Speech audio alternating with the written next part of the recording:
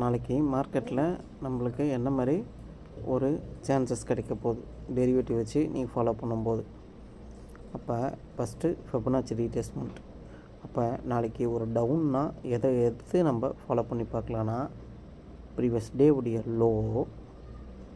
Low கட்டு மந்த்லியுடைய FI level, இதுக்கப்புறம் ஃபர்தராக fall வரும்போது தான் இதில் இருந்து தான் ஃபால் கண்டினியூ ஆகும். சரிங்களா? ஃபால் வந்துச்சுன்னா இதிலேருந்து தான் ஃபால் வந்து கண்டினியூ ஆகும். அப்போ டெல்டா வேல்யூ பிரகாரம் 300லேருந்து அப்புறம் ஒரு 60 பாயிண்ட்டு, அப்போ 360 40 பாயிண்ட்டுக்கு வந்து இப்போ இருக்கிற ப்ரைஸ்லேருந்து 300லேருந்து 260. ஆக மொத்தம் இப்போ புட் ஆப்ஷன் சைடு என்ன ப்ரைஸ் க்ளோஸ் ஆகிருக்கோ அதுலேருந்து ஆட் பண்ணிங்கன்னா அதுலேருந்து ஒரு 30 பாயிண்ட்ஸ் அபோவ் வரும்போது அதனுடைய ப்ரைஸில் ஒரு மொமெண்டம் இருக்கும். சரிங்களா? காலர் டிப்ஸை கொடுக்குறதில்ல, செபி ரிஜிஸ்டரில் நான் உங்களை மாதிரி ரீட்டெயில் இன்வெஸ்டர் தான். அதே போல் நம்மளுக்கு அப்சைடில் உண்டான மொமெண்டம் எப்படி இருக்க போகுது.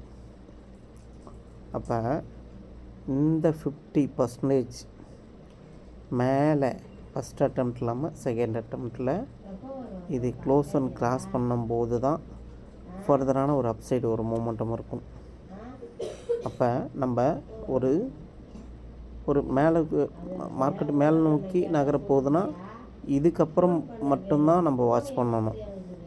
அதுக்குள்ளே இந்த பிட்வீன் லெவலுக்குள்ளே நம்ம எப்பயுமே வாட்ச் பண்ணுறதை அவாய்ட் பண்ணிக்கணும். சரிங்களா? நான் 2 டிசம்பர் 2க்கு உண்டான லெவலில் சொல்லிகிட்ருக்கேன். அப்போ இதுக்கு மேலே இருக்கும்போது தான் நம்ம ஒரு சி சைடு நம்ம ஒரு அப் சைடுக்கு உண்டான போகிறதுக்கு உண்டான பாசிபிலிட்டி. சரிங்களா? இது ஒரு லெவல். அதே பேங்க் நிஃப்டியும் கவரேஜ் பண்ணுறேன்.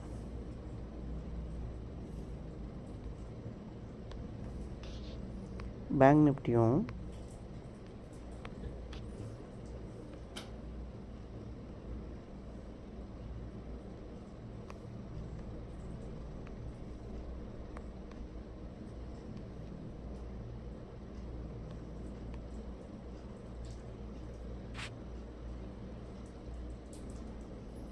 பேங்க் நிஃப்டியும் கவரேஜ் பண்ணுற பாருங்க. இப்போ பேங்க் நிஃப்டி அது திங்கக்கிழமைக்கு உண்டான லோவை கட்டு ஃபஸ்ட்டில் அந்த அட்டெம்ப்டில் நம்ம எடுக்கக்கூடாது. சரிங்களா? செகண்ட் அட்டெம்ப்டில் இதுக்கு கீழே வரும்போது தான் அகெயின் ஃபால் வந்து இது வரைக்கும் இருக்க போகுது. டவுன் சைடுக்கு உண்டான லெவல் இந்த பிட்வீன் ரேஞ்சில் நம்ம ஒரு சி சைடு எதிர்பார்க்கக்கூடாது. அப் சைடுக்கு உண்டான ஒரு மொமெண்டம் கொடுக்கக்கூடிய ஏரியா இல்லை. அப்போ அப் சைடுனால் இதுக்கு மேலே வரும்போது மட்டும்தான் இது ஒரு அப் சைடுக்கு உண்டான ஒரு மொமெண்டமாக இருக்கும். அப்போ ஃபஸ்ட் அட்டெம்ப்ட் இல்லாமல் செகண்ட் அட்டெம்ப்டில் வாட்ச் பண்ணும்போது அப் சைடுக்கு உண்டான ஒரு மொமெண்டம் இருக்கும். இதிலே டெரிவேட்டிவில் வந்து நீங்கள் செக் பண்ணி பார்த்தீங்கன்னா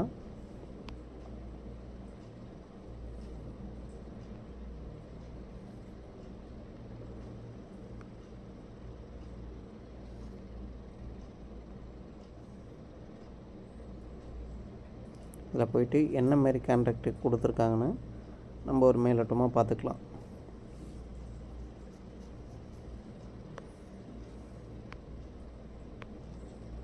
அப்போ கீழே பார்த்தீங்கன்னா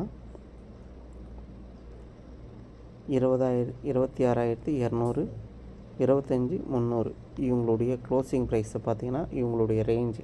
அப்போ 70, இது ஒரு 30 100 வச்சுக்கோங்க. நாளைக்கு சப்போஸ் கேப் அப் ஆனால் ஒரு 26,300 ஓப்பன் ஆச்சுன்னா அது டவுன் ஆகிடும். ஏன்னா இவங்களுடைய ரேஞ்சு நம்ம பார்த்துட்டோம். 100 இவங்களுடைய ரேஞ்சை நம்ம பார்த்துருக்கோம்.